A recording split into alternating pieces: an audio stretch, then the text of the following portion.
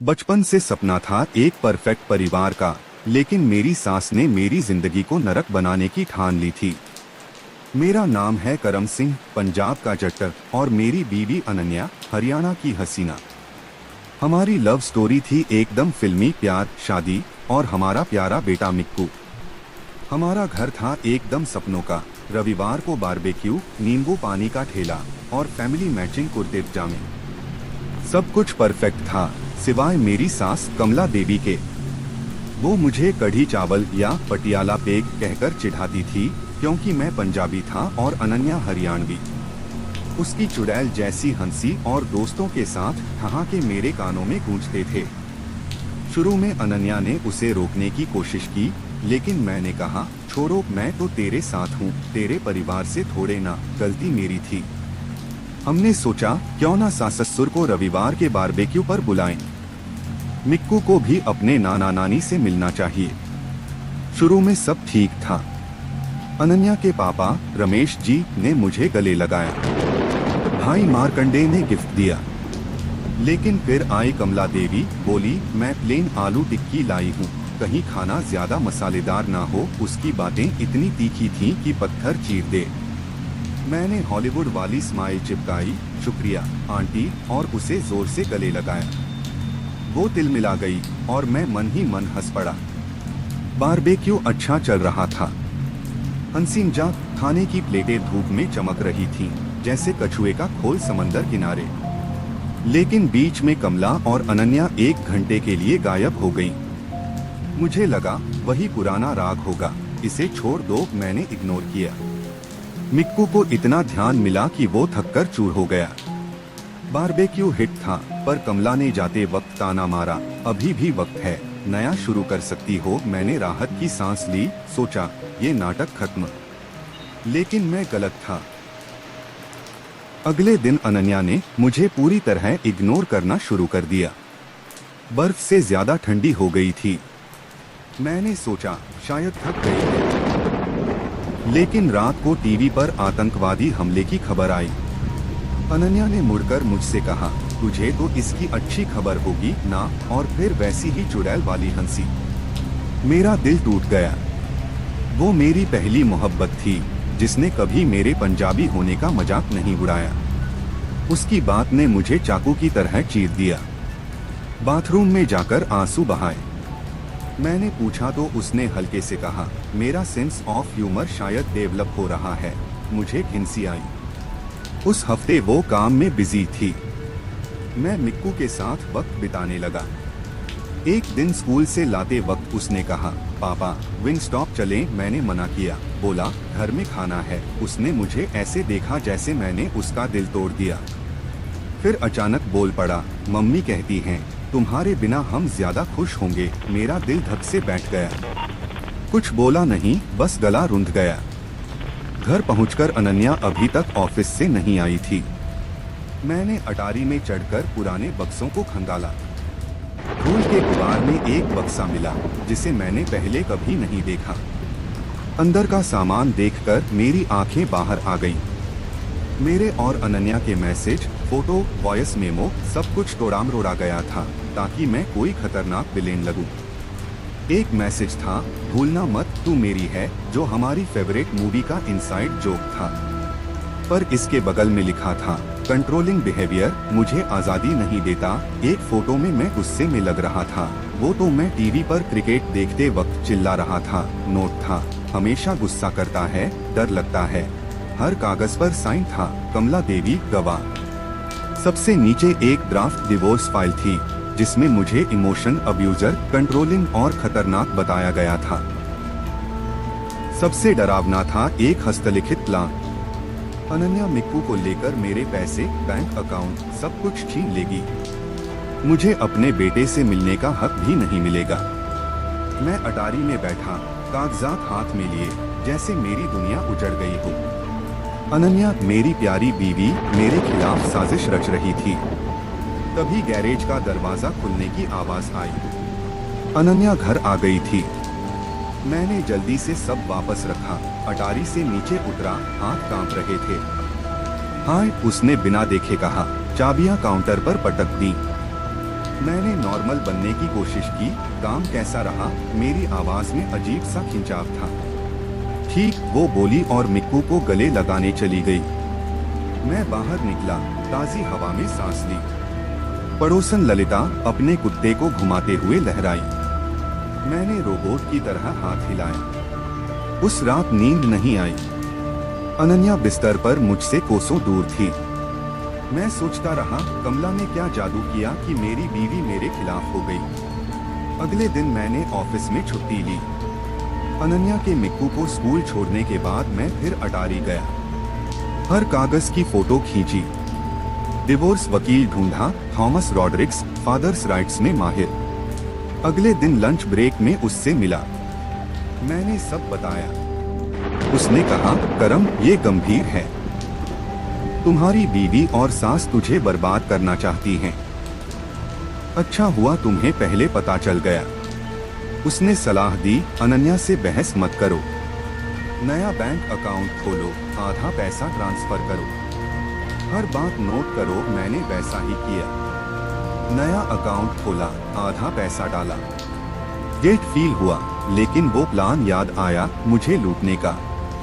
ये आत्मरक्षा थी। वीकेंड में अनन्या ने मिक्कू को पार्क ले जाने का प्लान बनाया।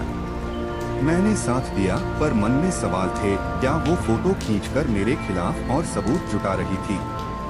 रात को उसका फोन बार बार बज रहा था, पर वो मुझे दिखाए बिना टेक्स्ट करती रही। सोमवार को मैंने अनन्या के पापा रमेश जी को फोन किया। वो हमेशा अच्छे थे मेरे साथ। मैंने उनसे लंच पर मिलने को कहा। डाइनर में मिले, वो थोड़े थके लग रहे थे। मैंने सीधे पूछा, क्या अनन्या ने कभी हमारी शादी में प्रॉब्लम की बात की? वो हैरान हुए। नहीं, सब ठीक है ना। मैंने फोन में अटारी के कागजात दिखाए। उनकी सांस की लिखावट देखकर उनका चेहरा सफेद पड़ गया। ये क्या बकवास है? कमला ने मुझे कुछ नहीं बताया। मैंने कहा, मुझे मिक्कू को खोने का डर है। वो बोले, मैं कमला और अनन्या से बात करूंगा। मैंने मना किया, अभी नहीं, वरना वो और साजिश करेंगे। रमेश जी ने कहा, मैं इसमें शामिल नहीं हूँ। करम, तू अच्छा पति और पिता है। उनका सपोर्ट मेरे लिए बहुत मायने रखता था। अगले हफ्ते मैंने नॉर्मल बनने की एक्टिंग की। अनन्या की हरकतें बदल गई थीं। वो छुप छुप कर फोन पर बात करती थी।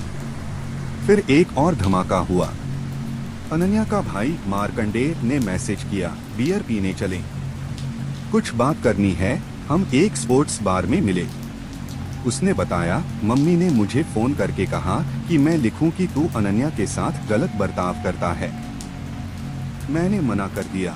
उसने बताया कि कमला अनन्या को डिवोर्स के लिए उकसा रही थी। मैंने उसे सब बताया। वो हैरान था। हमने प्लान बनाया।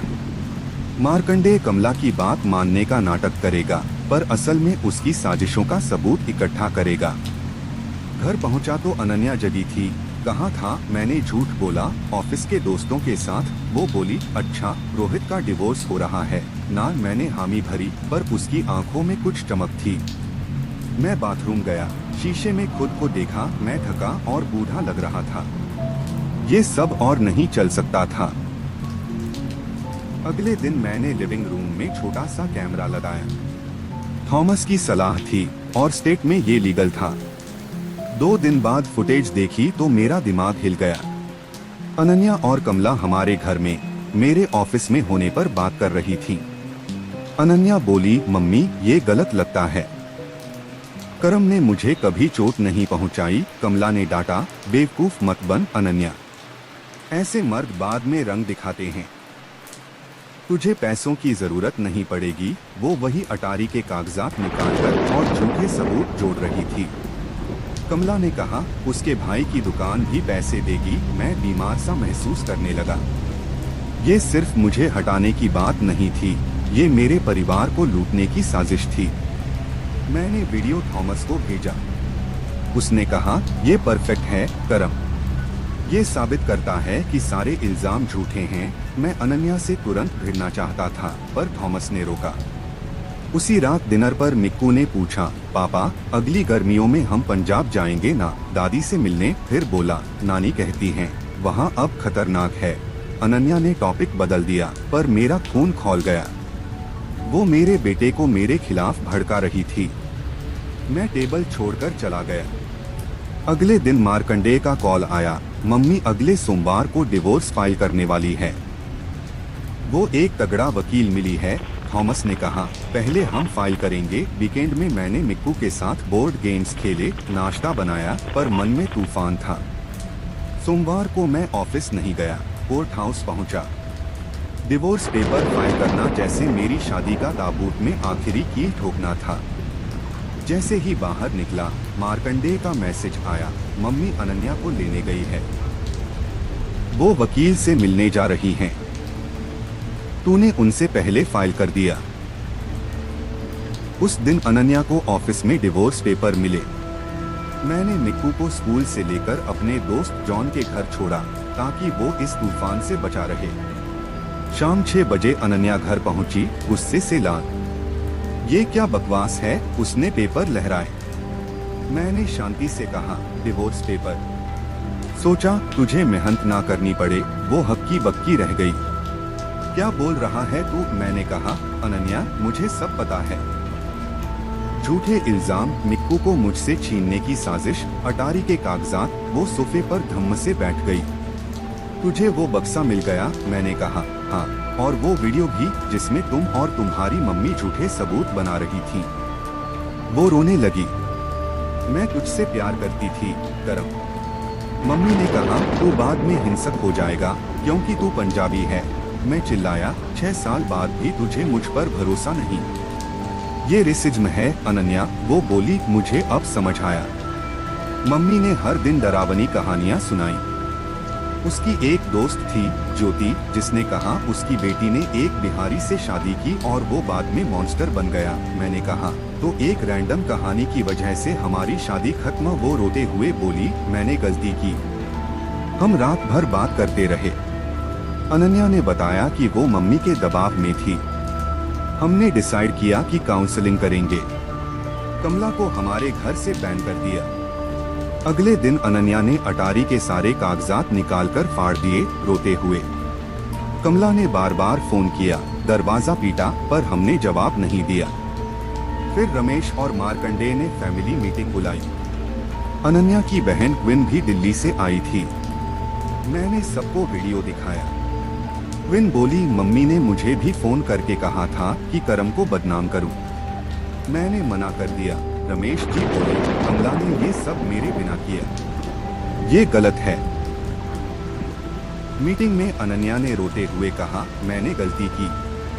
मम्मी की बातों में आकर मैंने अपनी फैमिली को खतरे में डाला। मार्कंडेय ने पूछा, अब क्या? रमेश जी बोले, कमला को ये सब बंद करना होगा, वरना मैं कदम उठाऊंगा। क्विन ने कहा, करम, तू हमेशा मिक्कू का पापा रहेगा। उनकी सपोर्ट ने मेरा दिल हल्का किया। घर लौटते वक्त अनन्या ने पूछा, क्या हम इसे ठीक कर सकते हैं? मैंने कहा, पता नहीं, पर मिक्कू के लिए कोशिश करेंगे। अगले हफ्तों में हम सावधान रहे। अनन्या ने थेरेपी शुरू की, मेरे परिवार से फिर जुड़ने लगी। उसने मेरी माँ से पंजाबी खाना बनाना सीखा। लेकिन कमला हार नहीं मानी। एक दिन अनन्या घर आई, कांप रही थी। उसने एक लिफाफा मेरी तरफ बढ़ाया। मम्मी ने ये भेजा। मिक्कू के लिए कॉलेज फंड है, 2 करोड़ का। मैंने कागज देखे। शर्त थी, अगर अनन्या मुझसे अलग हो जाए या मिक्कू उसके या उसके मम्मी पापा के साथ रहे, तभी पैसा मिलेगा, वरना सब चैरिटी में जाएगा। मैं गुस्से से लाल हो गया। ये मिक्कू की पढ़ाई को हथियार बना रही है, अनन्या बोली। मैंने पापा को बताया। वो गुस्से में है। मैंने पूछा, तू क्या चाहती है? उसने कहा, मैं पैसों के लिए अपनी फैमिली नहीं छोड़ूंगी। मैंने उसकी ईमानदारी की कदर की।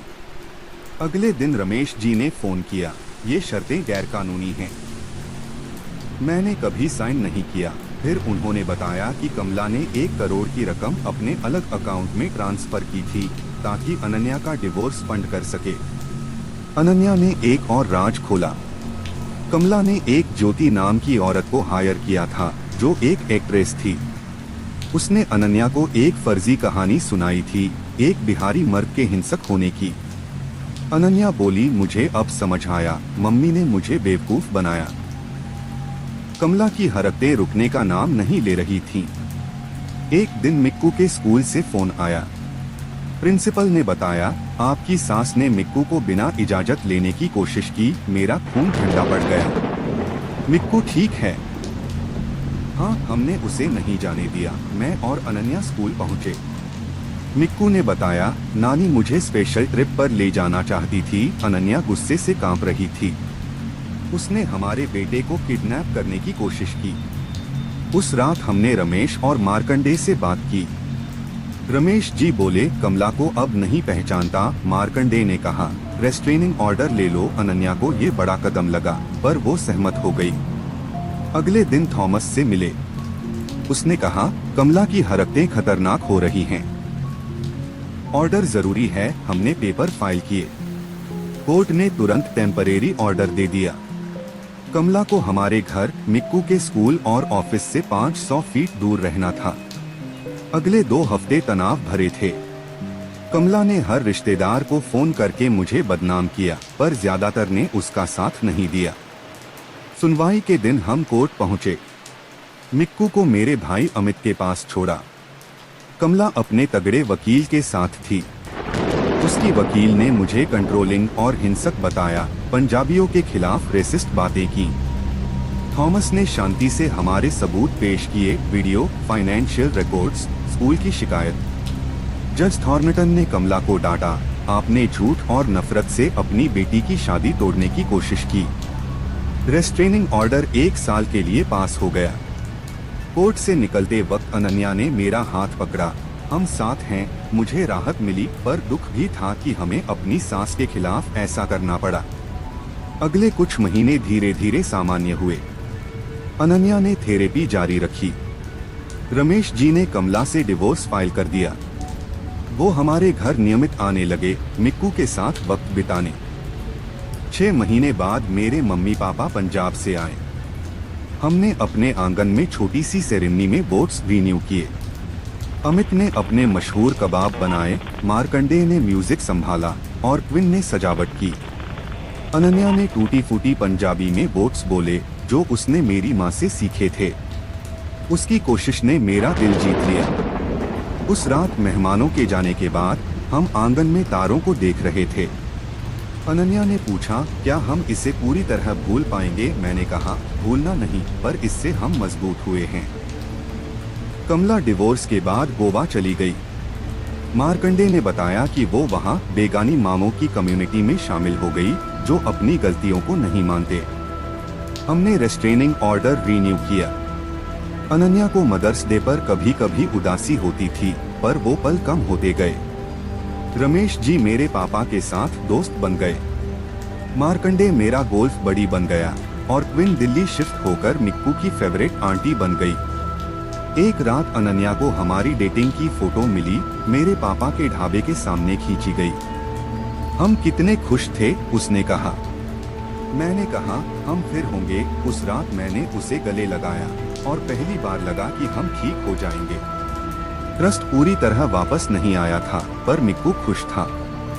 हम अपनी गलतियों से सीख रहे थे। कमला की साजिशों ने हमें तोड़ने की कोशिश की, पर हमने हार नहीं मानी। हमारी जिंदगी अब धीरे धीरे पटरी पर आ रही थी। अनन्या और मैं काउंसलिंग में रेगुलर थे। वो मेरे परिवार के साथ ज्यादा कनेक्ट करने लगी थी। मिक्कू को देखकर लगता था कि वो सब भूल चुका है, लेकिन फिर भी कुछ पल ऐसे आते थे जब मुझे डर लगता था, क्या अनन्या फिर से कमला की बातों में आ जाएगी। पर वो पल कम होते गए। अनन्या ने अपनी माँ को पूरी तरह ब्लॉक कर दिया था। एक दिन अनन्या ने मुझसे कहा, मुझे एक और बात बतानी है। मार्कंडे ने बताया, मम्मी फिर से कुछ प्लान कर रही है। मेरे पेट में फिर से गड्ढा सा बन गया। क्या उसने बताया वो एक और तगड़ा वकील हायर कर रही है? शायद मुझे पैसे का लालच देगी। मैंने थॉमस को फोन किया। उसने कहा, अब उनकी पोजीशन कमजोर है। हमारे पास सबूत हैं। अगर तुम और अनन्या साथ हो तो वो कुछ नहीं कर सकती। हमने डिवोर्स पेपर डिसमिस करने का फैसला किया। ये बड़ा कदम था, पर हम दोनों मिक्कू के लिए एक साथ कोशिश कर रहे थे। अनन्या ने कहा, मैंने अपनी माँ की गलती से बहुत कुछ खोया। अब और नहीं उसकी बातों में वो पुरानी अनन्या की झलक थी जिससे मुझे प्यार हुआ था। हमारी शादी परफेक्ट नहीं थी, पर हम कोशिश कर रहे थे और ये काफी था। कभी कभी मुझे वो दिन याद आता है जब सब कुछ शुरू हुआ था।